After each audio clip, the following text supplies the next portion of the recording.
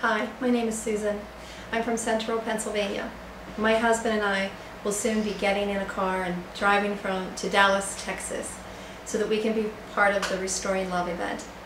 My journey to Restoring Love started 2 summers ago when I was what I would consider a Glenn Beck listener.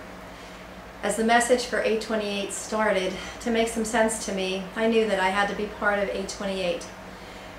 The odds that there would be 1 million people there were pretty good, and that put me way out of my comfort zone with crowds. But I knew that I had to go. So I was able to secure the very last ticket on 2 buses that were going from my area with a local tea party. Nervously that evening, I boarded the bus with strangers. What I found on the bus were people just like me, regular Americans that were looking for a peaceful way to help our country get back to what God intended it, get back to what our founding fathers intended it to be. Once we got to 828, I witnessed random acts of kindness, one right after another. I was surrounded by good, decent people that I had a lot in common with. The message of 828 was simple for me. These people on a very, very hot August day that I was arm to arm with, shoulder to shoulder, would be the people that would stand up for our country, the people that would stand up for the right that God had given us for freedom. I felt a new feeling of patriotism among my fellow Americans, where not one act of violence was recorded that day. I left there with hope for my children, hope for my country, and hope that we would be able to do what was right and to put God back into our schools, our government, our military, our courtrooms. That evening, driving home from 828, I did not fall asleep. I was once and for all awake.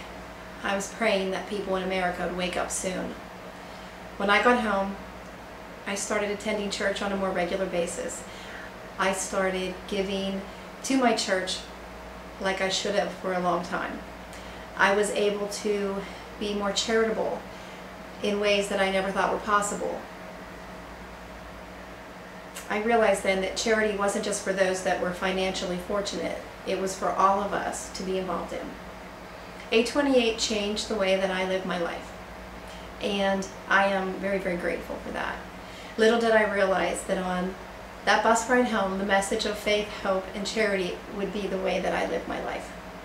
When Glenn announced that he was going to hold the event Restoring Love, it seemed like Dallas was really, really far away and too expensive for my family to be able to attend. So I decided that I would try to sell things that were in my attic and garage on eBay. Now, I had never sold anything on eBay before, but one of the first things that we did as a family was decide that 10% of anything we sold on eBay would go to the Wounded Warriors Project first. It sets a good example for my kids, and it just was what was right. Fortunately, we were able to raise enough money to fund our trip, and very soon our family's going to get a new TV. So now I really look forward to the Restoring Love event. Just as I know that Glenn Beck has yet to write his keynote speech for the big event at Dallas Cowboy Stadium, I know that he will write it, and when he does, I'll have the amazing opportunity to be able to hear it live.